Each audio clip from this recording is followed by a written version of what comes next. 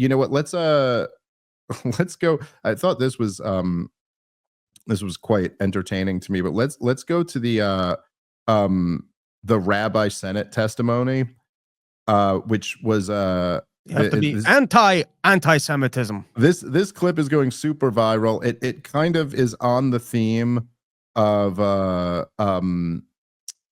it's on the theme of what we were talking about with this big divide about, you know, kind of the non-interventionist streak, the America First people who support Donald Trump, and then the neocons and the neocon-like supporters of Donald Trump. I must say that even I have seen this video is going super viral.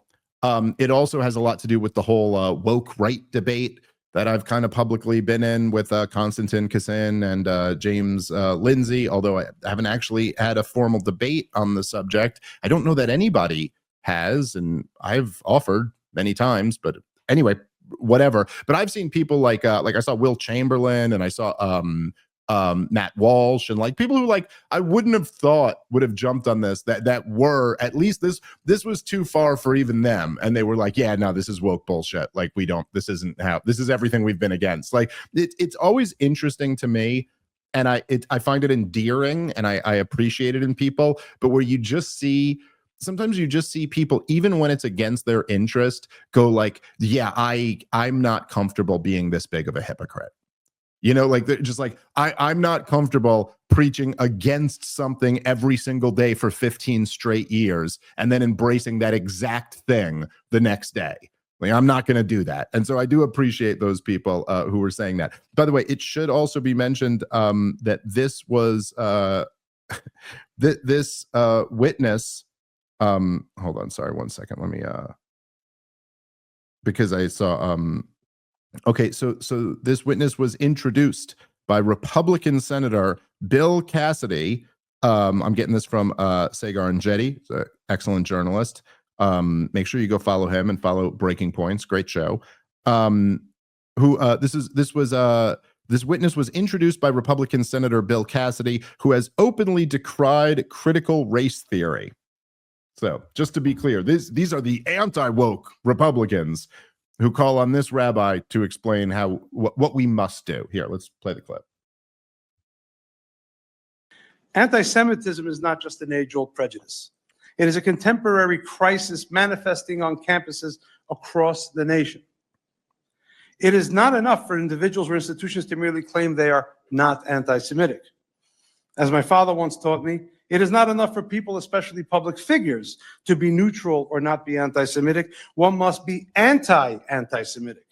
We must demand the same of our universities and government institutions. This hearing, in my opinion, is an attempt to be just that, anti-anti-Semitic. Anti-Semitism. All right. That was Rabbi Joe Jorgensen, everybody, bringing you the latest. We must, and I will give this rabbi the exact same response, literally verbatim, the exact same response I gave to Joe Jorgensen when she said it's not enough to be passively not racist. We must be actively anti-racist. I will say when this rabbi says it's not enough to be not anti-Semitic, we must be actively anti-anti-Semitic. No, we fucking mustn't. That's how freedom works. Actually, there is no must here. There is no we, and there is no must. People do not have to go out fighting against anybody having an impure thought in their heart or head. That is actually not the role of government. It's certainly not the role of religious leaders. It's not like this is just bullshit.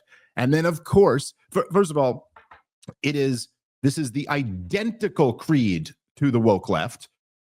Exactly the same thing that they say. And of course, it's a tactic used in exactly the same manner. Because, okay, first of all, you might just go like, well, okay, we have to be actively anti-racist or actively anti-Semitic. It's like, oh, okay, so now, well, what exactly do we have to do to these people who have committed thought crimes?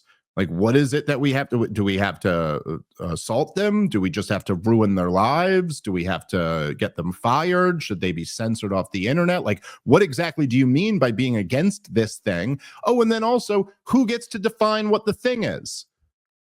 Who gets to define what racism is or what anti-Semitism is? Like, what is racism? Is it racist if I point out that, like, we have a major problem with black crime in Chicago? Is that racist? Okay. Is it racist to make an argument about disproportionate numbers? You know, this is what the woke left rely on for all their claims of racism. Oh, there's a disparate outcome.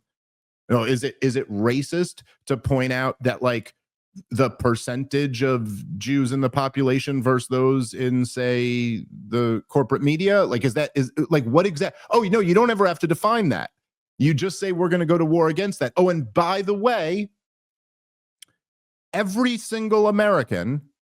American, including the Jewish ones, I know from firsthand experience, every American who opposes the foreign nation that is Israel's government is labeled anti-Semitic.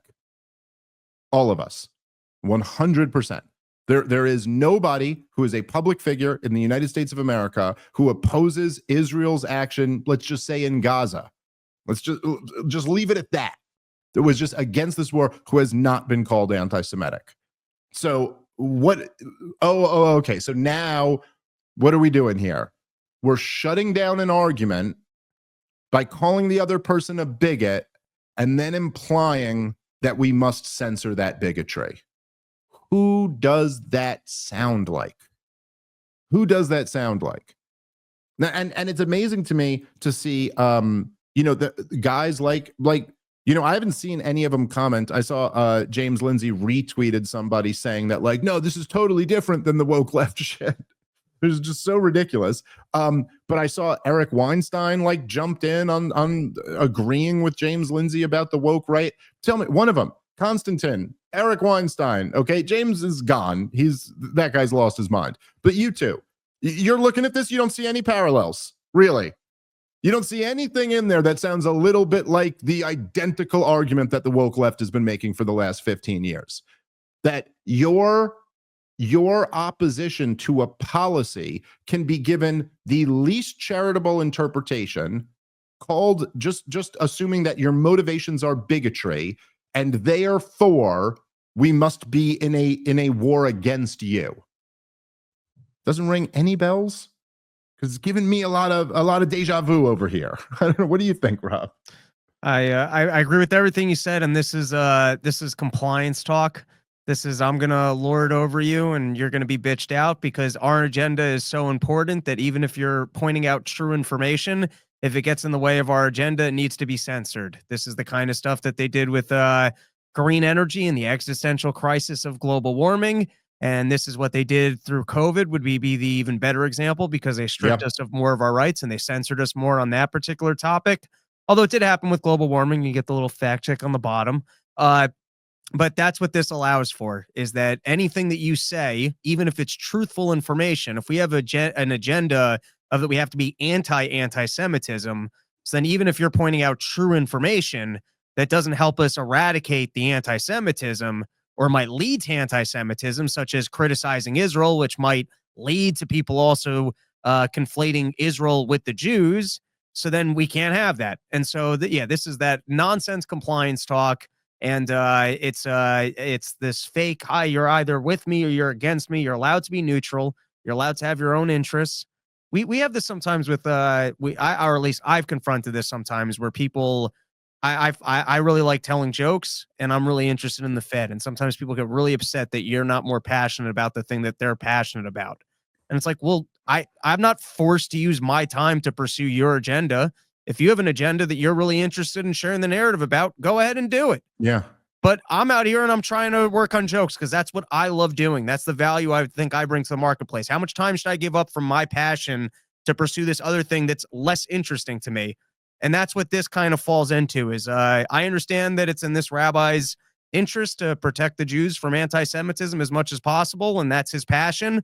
But to be standing up in front of the United States government and preaching some sort of a anti-Semitism, whatever, I mean, you're just forcing your thing on us. That's all this is. It's compliance talk.